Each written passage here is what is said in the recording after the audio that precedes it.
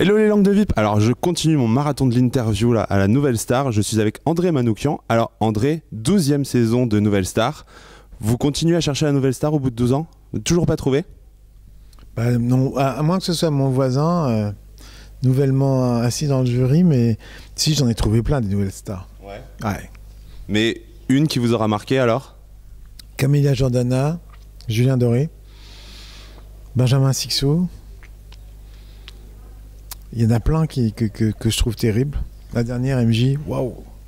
Ouais, alors justement, MJ qui est actuellement dans Les Trois Mousquetaires, est-ce que c'est un projet que vous cautionnez, vous, la comédie musicale? Elle a une super voix, et puis voilà, ça va être un beau projet pour elle. Elle est rousse. Vous l'imaginez en Milady? Moi, j'aurais adoré qu'elle me torture. Ah oui, ça c'est pas faux, on est d'accord.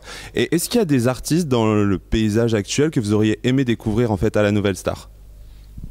Il y a beaucoup d'artistes que j'adore. Maintenant, pourquoi... Enfin, ils sont arrivés seuls, donc pas besoin de passer par la Nouvelle Star. Ce qui est remarquable dans la Nouvelle Star, c'est que peut-être que sans la Nouvelle Star, il n'y aurait pas eu de Julien Doré, il n'y aurait pas eu de Camélia. Donc ça, c'est déjà en soi assez dingue, quoi. Ouais. Et est-ce que vos attentes, elles ont évolué au fur et à mesure des années? Est-ce que vous attendez toujours la chanteuse de jazz qui va révolutionner les choses? Ou est-ce qu'au fur et à mesure des années, vous avez évolué dans le portrait attendu? Écoutez, figurez-vous que là, on a deux chanteuses de jazz. Et en fait, c'est deux chanteurs. D'accord. Alors, on attend avec impatience les images. Et alors, deux chanteurs, chanteuses de jazz, c'est des coups de cœur ou il y en a d'autres aussi? Ah ben, en plus de ces deux-là, qui sont dans les 10 finalistes, il y en a d'autres qui sont dans d'autres styles. On a une Janis Joplin qui va décoiffer. On a vraiment des gens qui sont très très stylés cette année. D'accord. Et là, donc, vous êtes à 10 finalistes. Est-ce que ça a été difficile, justement, de tomber d'accord à 4 pour trouver 10 finalistes? Ouais, parce qu'il y a un moment donné où, justement, c'est nos penchants musicaux qui vont faire la différence et qu'on va se battre pour la personne qui représente le plus le genre qu'on aime.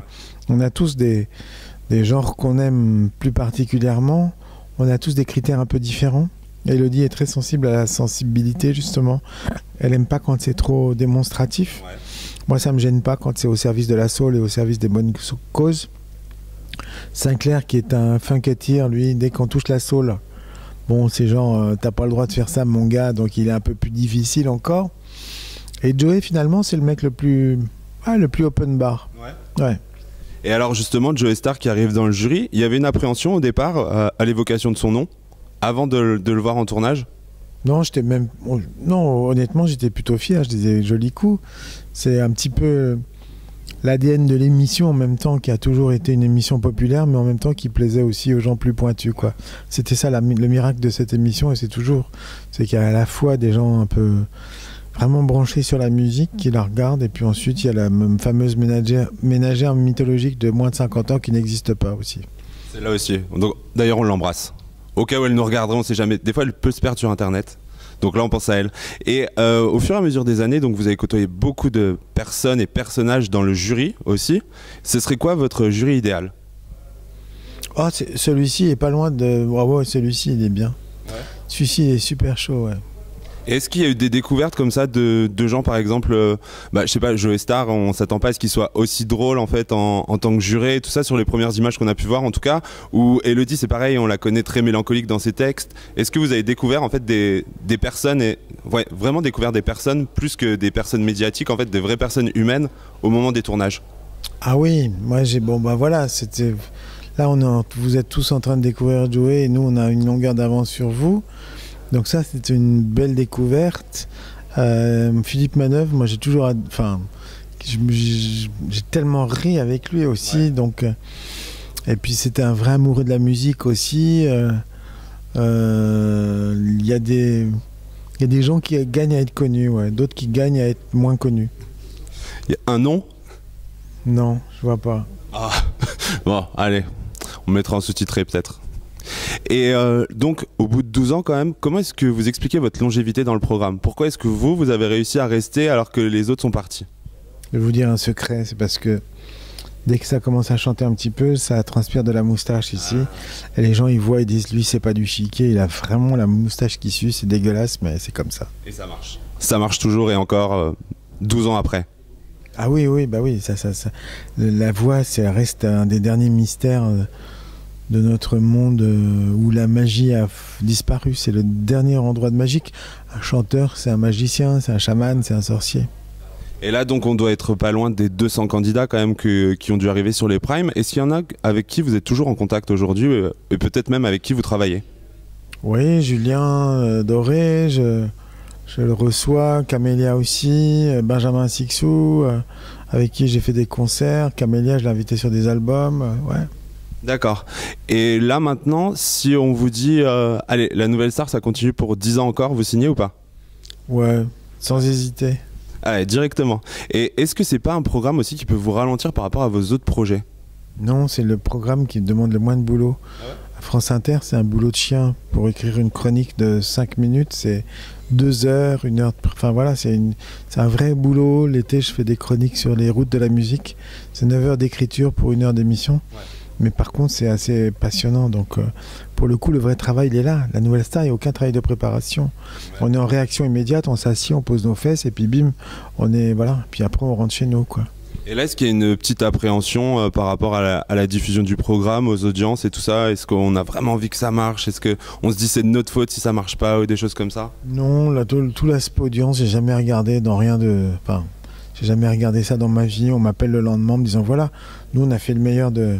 Enfin, nous, on est sincères. Après, le reste, ça dépend plus de nous. Donc, vous savez, un des vrais trucs je crois, une des recettes de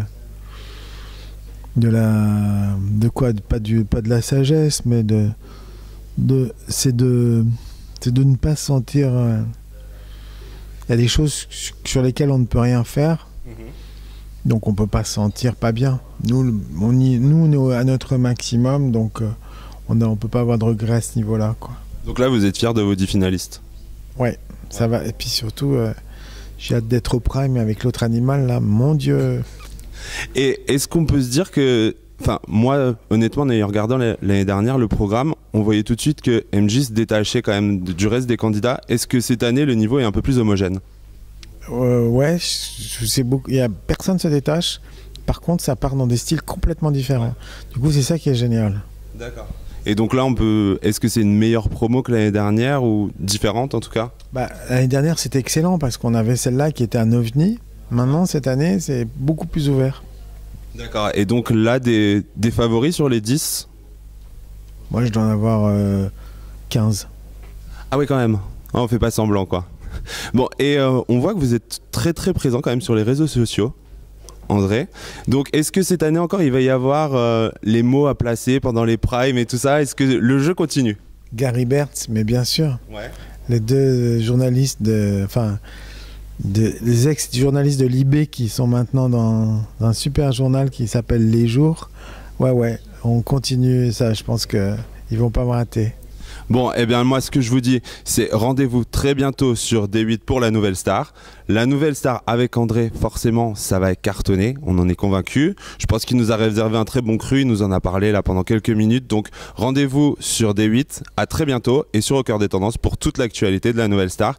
Et les réseaux sociaux d'André, ça sera dans l'article juste en dessous. À très bientôt!